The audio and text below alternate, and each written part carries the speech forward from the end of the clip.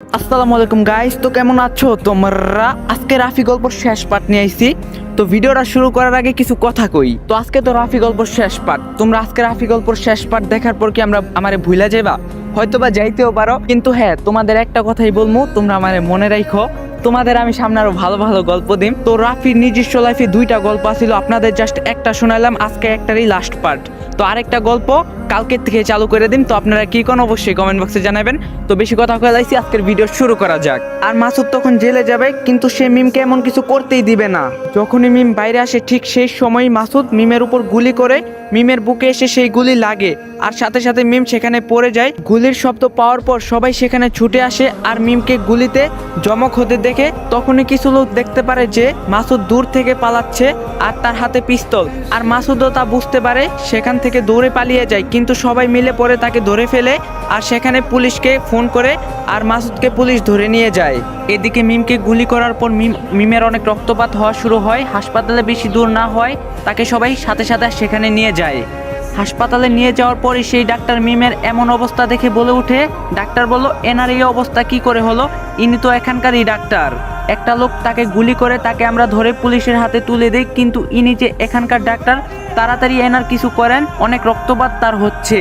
তারপর মিমকে অপারেশন থিয়েটারে নিয়ে যাওয়া হয় তার গুলি বের করার জন্য, আর তার সাথে মিমের বাবা মাকেও ফোন করে সব জানানো হয়। তখন সাথে সাথে তারাও সেখানে চলে আসে। অন্যদিকে রোদেলা আর কোনোভাবেই চুপ করে থাকতে পারলো না। সে রাফির বাবা মার কাছে গিয়ে সরাসরি বলে ওঠে, রোদেলা বলে, আপনাদের সাথে আমার কিছু কথা বলার ছিল। হ্যাঁ বলো, কি বলবা? রোদেলা বলো, আমি যা জিজ্ঞাসা করব আশা করি আপনারা সব আমাকে নিজের মেয়ে মনে করে সত্যি বলবেন।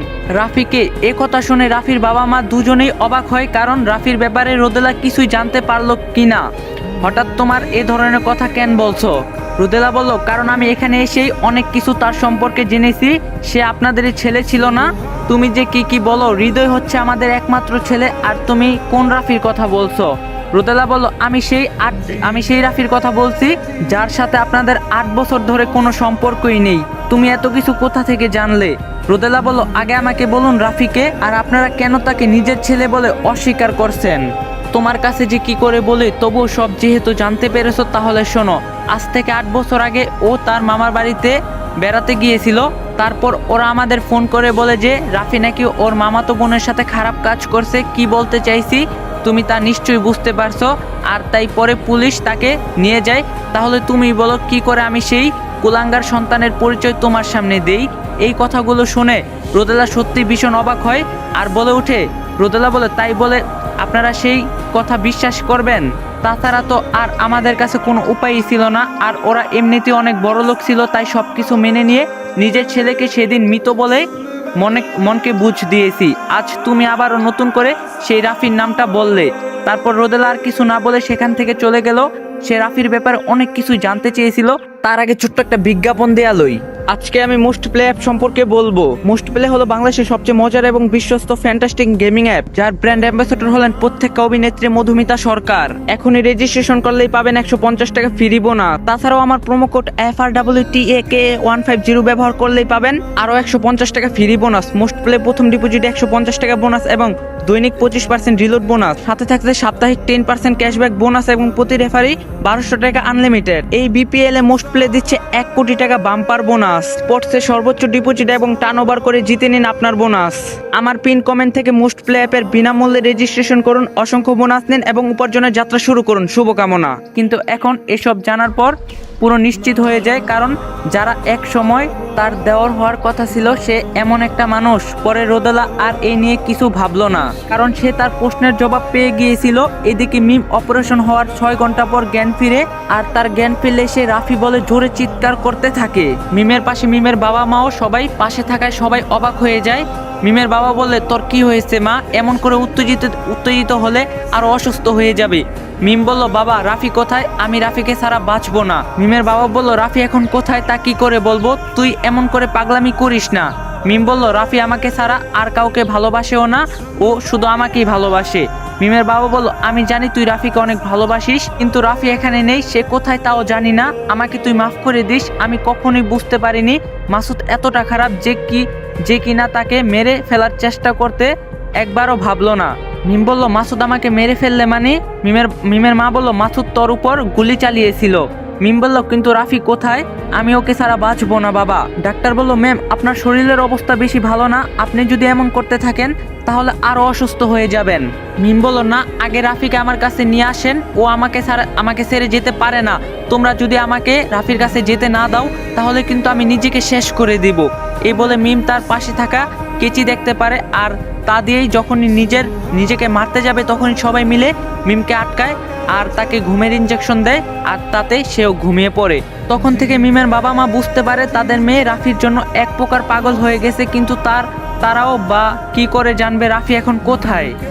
এদিকে রাফি ঋতুকে নিয়ে আবারও 5 মাস পরে রংপুর ফিরে আসে, তবে আজ তার কাছে তার মনে হচ্ছে না, কারণ আজ তার মনে হচ্ছে আবারও সে 8 বছর পর কারাগার থেকে মুক্তি পেয়েছে, যেখানে গত 8 বছর তাকে কেউ দেখতে পর্যন্ত আসেনি, অথচ যার জন্য তার আপনজন সবাই তার থেকে দূরে ছিল, আজ তাকে নিয়ে আবারও সেই চির পরিস্থিতির জায়গায় ফিরে এসেছে। ঋতু সহ রাফি তাদের বাড়িতে আসলে সেই বাড়ির দারোয়ান বলে আপনাকে তো অনেক চেনা চেনা লাগছে, আপনি মনে হয় 4-5 মাস আগে এসেছিলেন। রাফি বলল হ্যাঁ আমি সেই, এখন কি ঢুকতে দিবেন? দারোয়ান বলল তা আগের বার না বলছিলেন ভুল ঠিকানায় এসেছিলেন, তাহলে আবার যে আসলেন? রাফি বলল আবারও আসলাম, তা তোমার স্যারকে কি একটু ডাকো। এবার দারোয়ানও একটু অবাক হয়, কারণ রাফি আবারও 5 মাস এসেছে এখানে, তাই সে তাড়াতাড়ি করে তার বাবা মাকে ডাকতে আসে। দারোয়ান বলল স্যার আপনার সাথে কে যেন দেখা করতে এসেছে। রাফির বাবা বলল কে আবার এ সময়ে এলো? দারোয়ান বলল তা জানি না, তবে সে 4-5 মাস আগেও এখানে এসেছিল, তখন আপনারা হজে গিয়েছিলেন। রাফির বাবা বলল আচ্ছা তাহলে চলো গিয়ে দেখি কে আসলো। রোদেলা দারোয়ানের কথা শুনে কৌতূহল হয়ে গিয়ে দেখে যে এত রাফি। রোদেলা বলল রাফি আপনি এখানে? তখনই রাফির বাবা ঋতুকে রাফির সাথে দেখতে পেয়ে বলে ওঠে। রাফির বাবা বলল ঋতু তুমি এখানে, আর তোমার সাথে এই ছেলেটা কে? ঋতু কিছু বলার আগে রাফি গিয়ে তার বাবাকে শক্ত করে জড়িয়ে ধরে কাঁদতে কাঁদতে বলে, রাফি বলল আমি রাফি বাবা, যাকে তুমি 8 বছর আগে ত্যায্য করেছিলে। এসব দেখে রোদেলা সহ সবাই অবাক হয়ে যায়, আর রাফির বাবাও বুঝতে পারছিল না সে এখন কি করবে। রাফির বাবা বলল তুমি এসব কি বলছো, তুমি রাফি মানে? তখনই ঋতু বলে ওঠে, ঋতু বলে সে রাফি ফুপা, আপনার ছেলে রাফি। রাফির বাবা বলল রাফি মানে আমার ছেলে রাফি, আর তুমি রাফির সাথে কি করছো? ঋতু বলল আমি আসলে আপনাদের মিথ্যা কথা বলছিলাম। রাফির বাবা বলল কি মিথ্যা কথা বলছিলে? ঋতু বলল রাফি আমাকে কোনো ধর্ষণ করেনি, সেদিন আমি আপনাদের মিথ্যা কথা বলছিলাম। রাফি আমাকে অনেক ভালোবাসতো, কিন্তু আমি তখন রাফিকে ভালোবাসিনি, আর সে যখন আমার অন্য একজনের সাথে খারাপ সম্পর্ক কথা জানতে পারে, তাই তখন আমি সবার সামনে মিথ্যা বলি রাফি আমাকে ধর্ষণ করছে। এতে করে কেউ কিছু জানতে পারে না, আর তার 8 বছরের জেল হয়ে যায়। ঋতুর মুখে এই কথাগুলো শুনে সবাই হতভম্ব। রাফির বাবার সাথে সাথে রাফিকে আবারও জড়িয়ে ধরে কাঁদতে কাঁদতে বলে, রাফির বাবা বলল তুমি আমার ছেলেটার নামে এত বড় অপবাদ দিতে একবারও ভাবনি। আমার ছেলেটাকে কত বছর পর আজ দেখলাম, আমার কলিজাটা ঠান্ডা হয়ে গেল। তুমি এমনটা কিভাবে করতে পারলে? রাফি বলল বাবা তুমি কেঁদো না, দেখো আমি আবারও ফিরে এসেছি, আর কখনো তোমাদের ছেড়ে যাব না। রাফির বাবা বলল তুই আমাকে মাফ করে দিস বাবা, আমি এত বছর ধরে তোকে ভুল ভেবে এসেছি, তোকে একবারের জন্য দেখতে পারিনি এত বছর। এসব কথা শুনে রোদেলাও বুঝতে পারে রাফি এক মিথ্যা অপবাদের জন্য এত বছর তার পরিবার থেকে দূরে ছিল। তখন রোদেলা বলল কিন্তু তোমরা একসাথে এখন কিভাবে? তখন ঋতু তার আত্মহত্যা করার চেষ্টা সহ সব কথা বলল, যা শুনে সবাই আবার অবাক হয়। তখনই রাফি বলে ওঠে, রাফি বলল বাবা তুমি যদি কিছু মনে না করো তাহলে একটা কথা বলতাম। রাফির বাবা বলল তুই আজ একটা না 1000টা কথা বলবি, তুই এত বছর পর আমার বুকে ফিরে এসেছিস।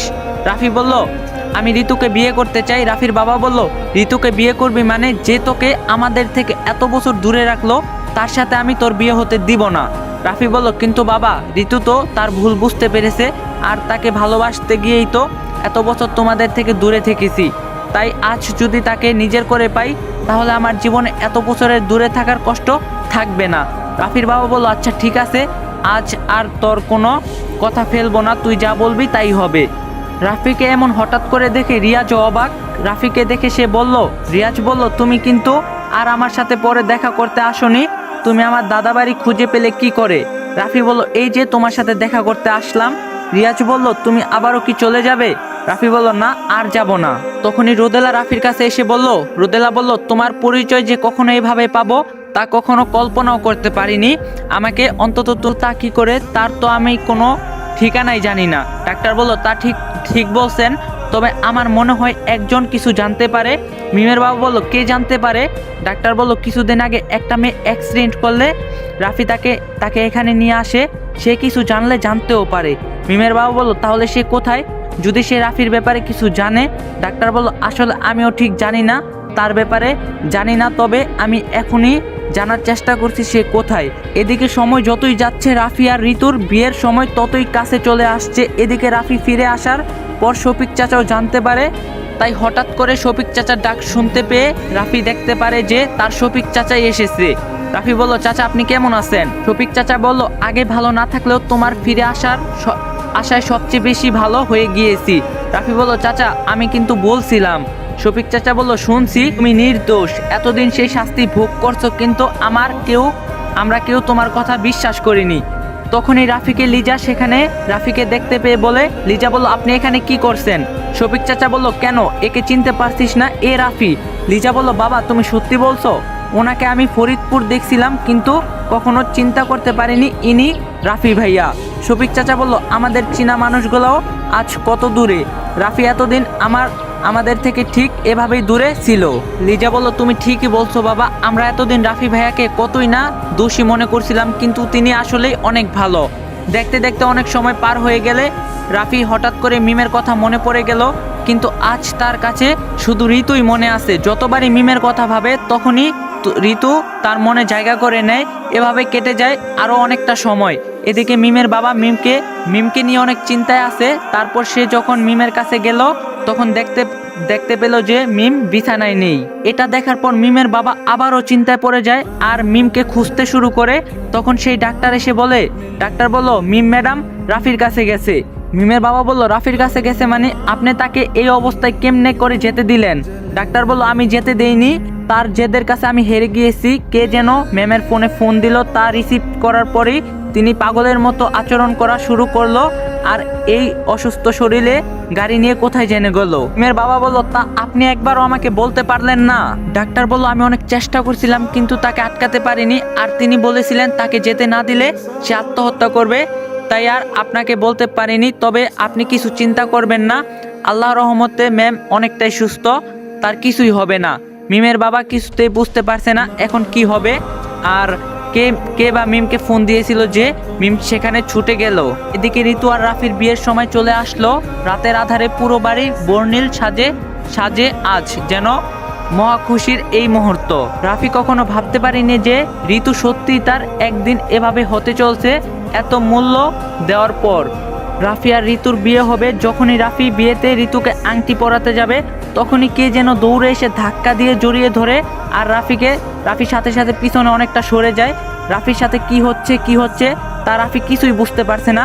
রাফি দেখে যে একটা মেয়ে তার বুকের মধ্যে মুখ লুকিয়ে কাঁদছে। এটা দেখে সবাই হতভম্ব। কে এই মেয়ে? রাফি তখন দেখতে পারে এই মেয়ে আর কেউ না, এই যে সে মিম। যা দেখে রাফি অবাক হয় আর বলে, রাফি বলল তুমি এখানে? মিম বলল তুই একটা কথাও বলবি না, তুই আমাকে ছেড়ে কোথায় চলে গিয়েছিলি? রাফি বলল তুমি এসব কি বলছো? মিম বলল এখন কিছু বুঝতে পারছিস না? আমার মনকে কেড়ে নিয়ে এখন বলছিস তুই কি করছিস? রাফির বাবা বলল রাফি এই মেয়ে কে? রাফি বলল আসলে বাবা। মিম বলল বল আমি কে হই, কে তোর আমার চেয়ে আপন? রাফি বলল তুমি এখানকার ঠিকানা কিভাবে পেলে? মিম বলল তুই চলে যাওয়ার পর কত অপেক্ষা করছি তোমার জন্য, কিন্তু তুই আমার ভালোবাসা বুঝলি না। রিদিকে লিজা বলছিল তোমার কথা, আর পরে রিদি আমাকে ফোন করে বলল তুই আজ বিয়ে করবি। রাফি বলল আমি তোমাকে আগেই বলছি তোমার সাথে আমার যায় না, আর আমি ঋতুকে আজ বিয়ে করব। মিম ঠাস করে দুইটা থাপ্পড় মারে আর বলে আমার এত ভালোবাসার এই অবদান দিলি? রাফি নিশ্চুপ। রাফির বাবা বলল এই মেয়ে তোমার সাহস কি করে হয়, তুমি আমার সামনে আমার ছেলের গায়ে হাত তোলো? মিম বলল আপনি কাকে নিজের ছেলে বললেন, যাকে কিনা একটা মেয়ের কথার উপর বিশ্বাস করে তাকে এত বছর মৃত হিসাবে জানেন? ঋতু বলল রাফি কে এই মেয়ে, আর তোমাকে এসব কি বলছে? মিম বলল রাফি তুমি বিশ্বাস করো আমি তোমাকে ছাড়া বাঁচবো না, তুমি যদি আমাকে এভাবে ছেড়ে দাও তাহলে আমি তা নিজেকে কি করে বুঝাবো? রাফির বাবা বলল আজ রাফির বিয়ে আর তুমি বলছো তুমি ওকে ছাড়া বাঁচবে না, ওর বিয়ে এখন ঋতুর সাথেই হবে। মিম বলল রাফি তুমি এদের কিছু বলো, আমি তোমাকে অনেক ভালোবাসি। ঋতু বলল, রাফি তুমি না আমায় ভালোবাসো, আজ আমাদের বিয়ে, আর এই মেয়ে এখন এসে কি এসব বলছে, তুমি এখন তোমার সিদ্ধান্ত বলবে। রোদেলা বলল, হ্যাঁ রাফি বলো, কে এই মেয়ে, আর তুমি ঋতুকে বিয়ে করবে না? রাফি বলল, আমি এত সময় নিশ্চুপ থেকে একটা সিদ্ধান্তই নিয়েছি। রাফির বাবা বলল, কি সিদ্ধান্ত নিয়েছিস বল। রাফি বলল, আমি ঋতুকে বিয়ে করব না, আমি মিমকেই ভালোবাসি, আর কাউকে যদি বিয়ে করি তাহলে শুধু মিমকেই বিয়ে করব। রাফির এই কথা শুনে সেখানে থাকা সবাই অবাক হয়ে যায়, কারণ রাফি তো ঋতুকে অনেক ভালোবাসে। ঋতু বলল, রাফি তুমি এসব কি বলছো, তুমি না আমায় ভালোবাসো? আমাকে ভালোবাসার জন্য তুমি এত বছর আমার মিথ্যা অপবাদে জেলে থাকলে, আর এখন তুমি আমাকে বিয়ে করবে না? রাফি বলল, না করব না, আমি আমার সিদ্ধান্ত নিয়ে নিয়েছি, আমি মিমকেই ভালোবাসি, ওকে বিয়ে করব। রাফির বাবা বলল, কেন তুই ঋতুকে বিয়ে করবি না? রাফি বলল, বাবা জীবনে কখনো তোমার কথার অবাধ্য হইনি, শুধু অবাধ্য হয়েছিলাম ঋতুকে ভালোবেসে। তোমাকে আর মাকে যখন আমি ঋতুর ভালোবাসার কথা বলছিলাম, তখন তোমরা বলেছিলে ওরা অনেক বড় লোক আর আমরা ওদের সাথে যাই না। তবু আমি সেদিন ঋতুকে অন্য ছেলের সাথে অন্তরঙ্গ মুহূর্তে দেখেছি, তাও তোমাদের সামনে কখনো বলিনি। জানো কেন তখন বলিনি? কারণ আমি কখনো চাইনি আমি যাকে ভালোবাসি সে যেন কখনো কারো কাছে ছোট হোক, কারণ তখন আমি তাকে ভালোবাসি। রোদেলা বলল, কিন্তু রাফি, ঋতু তো এখন তোমার ভালোবাসে, আর এত মানুষের সামনে তুমি ওকে বিয়ে না করলে মানুষ কি ভাববে? রাফি বলল, আমি যেদিন এত মানুষের সামনে জেলে যাচ্ছিলাম সেই দিন তো কারো কিছু হয়নি। একটা মানুষের সবচেয়ে দরকারি অঙ্গ হাত, সেটা যেদিন আমার বিকল ছিল সেদিন মিম তার নিজের হাত দিয়ে আমাকে খাবার তুলে খাওয়াই দিয়েছিল। তোমরা আমার নিজের বাবা মা যেদিন আমার নামে ধর্ষক জানলে সেদিন থেকে 8 বছর তোমরা আমার খোঁজটুকুও নেওনি, অথচ মিম আমার সম্পর্কে সব কিছু জেনেও আমাকে পাগলের মতো ভালোবাসছে, আর আজ সে আমার কাছে আসতে একবারও ভাবিনি, শুধু আমায় ভালোবাসে বলে। রাফির বাবা বলল, তাহলে তুই মিমকেই ভালোবাসিস, ঋতুকে না? রাফি বলল, একটা সময় হয়তো বা ভালোবাসতাম, কিন্তু আজ আর তার জন্য আমার মনে কোনো জায়গা নেই। তুমি আমাকে মাফ করে দিও ঋতু, তোমার জন্য অনেক ত্যাগ করছি। যেদিন তোমাকে লাবিবের সাথে দেখছিলাম সেই দিনও তোমাকে বলছিলাম সে তোমার জন্য নয়, কিন্তু তুমি আমাকে তার জন্য অনেক বড় শাস্তি দিয়েছো, তাও মেনে নিয়েছি, কিন্তু আজ আর পারছি না, কারণ আজ হয়তো বা অন্য কেউ আমার ভালোবাসার পাওয়ার যোগ্য। আমি মিমের মাঝে আমার সবচেয়ে আপন মানুষটাকে খুঁজে পাই। ঋতু বলল, তুমি এমন করলে আমি কি করব এখন? রাফি বলল, তা জানি না, লাবিবকে বিয়ে করে যেমন তুমি আমাকে হারিয়েছিলে, তেমনি আমি আজ তোমাকে বিয়ে করে মিমকে হারাতে পারবো না। ঋতু বলল, তুমি ঠিকই বলছো, আমি আসলে কখনোই তোমার ভালোবাসা বুঝিনি, তাই আমি তোমার যোগ্য নই। রোদেলা বলল, বাবা রাফি যেহেতু মিমকে ভালোবাসে তাহলে মিমের সাথেই না হয় রাফির বিয়ে হোক। রাফির বাবা বলল, সেটা আর বলা লাগবে, আজ আমি আমার আরেকটা মেয়েকে পেয়েছি, মিমের সাথেই রাফির বিয়ে হবে। তারপর রাফি আর মিমের ধুমধাম করে বিয়ে হলো। আজ সবাই আবারও রাফিকে আপন করে পেল। রাফি মিমের হাত ধরে বলল, রাফি বলল, আবারও 8 বছর পর নিজের আসল ভালোবাসাকে খুঁজে পেলাম তোমার কাছে, আমার সবচেয়ে আপন মানুষটার মাঝে, যে কিনা সারাটা জীবন আমার পাশে থাকবে। যেই হাত দিয়ে আমাকে খাবার খাইয়ে দিয়েছিলে এই হাত কখনো ছাড়বে না তো? মিম বলল, না কখনোই না, যতদিন বেঁচে আছি এই হাত আর কখনোই ছাড়বো না। I love you Rafi. তখন রাফি আবারও সবার মাঝে বলে উঠলো, I love you too Mim. এইখানেই রাফি গল্প সমাপ্ত হইল। তো আপনাদের কাছে আমার একটাই কথা, আপনাদের রাফি গল্প কেমন লাগছে, আর আপনারা রাফির লাইফের আরেকটা হিস্ট্রি আছে এটা শুনতে চান কিনা একটা কমেন্টই করবেন, যে আমরা রাফির লাইফের আরেকটা হিস্ট্রি শুনতে চাই। আমি চাই না আপনারা কখন আমার ভুলা যান, আপনারা প্রত্যেকদিন আমার ইউটিউব চ্যানেল আমার ভিডিও দেখবেন। আপনারা যদি রাফির লাইফের আরেকটা হিস্ট্রি শুনতে চান, যেটাও এই হিস্ট্রিটার মতো অনেক বড়, যদি আপনারা শুনতে চান, জাস্ট আমার কমেন্ট বক্সে বলবেন যে রাফির লাইফের আরেকটা হিস্ট্রি শুনতে চান ভাই, আপনি জলদি আনেন, তাহলে আমি কালকার থেকে রাফির লাইফের আরেকটা হিস্ট্রি ভিডিও দিই। তো আপনাদের এই রাফি গল্পটা কেমন লাগছে অবশ্যই কমেন্ট বক্সে বলবেন। আর আমার চ্যানেলটা যারা এখন তোমার সাবস্ক্রাইব করে নেয় অবশ্যই চ্যানেলটা সাবস্ক্রাইব করে দিবেন। আর আমি আমার সেকেন্ড চ্যানেলে ফিস রিভিল করুম, সেকেন্ড চ্যানেলের লিঙ্ক ডিসক্রিপশন বক্সে দেওয়া আছে, সবাই যায় চ্যানেলটা সাবস্ক্রাইব করে দিয়ে আসবেন। আর রাফি গল্প কেমন লাগছে অবশ্যই কমেন্ট বক্সে জানাবেন। রাফির লাইফের আরেকটা হিস্ট্রি আছে, ওইটা শুনতে চাইলে অবশ্যই কমেন্ট বক্সে বলবেন। তো আজকের ভিডিও এই পর্যন্তই ছিল, সবাই ভালো থাকেন, সুস্থ থাকেন, আল্লাহ হাফেজ।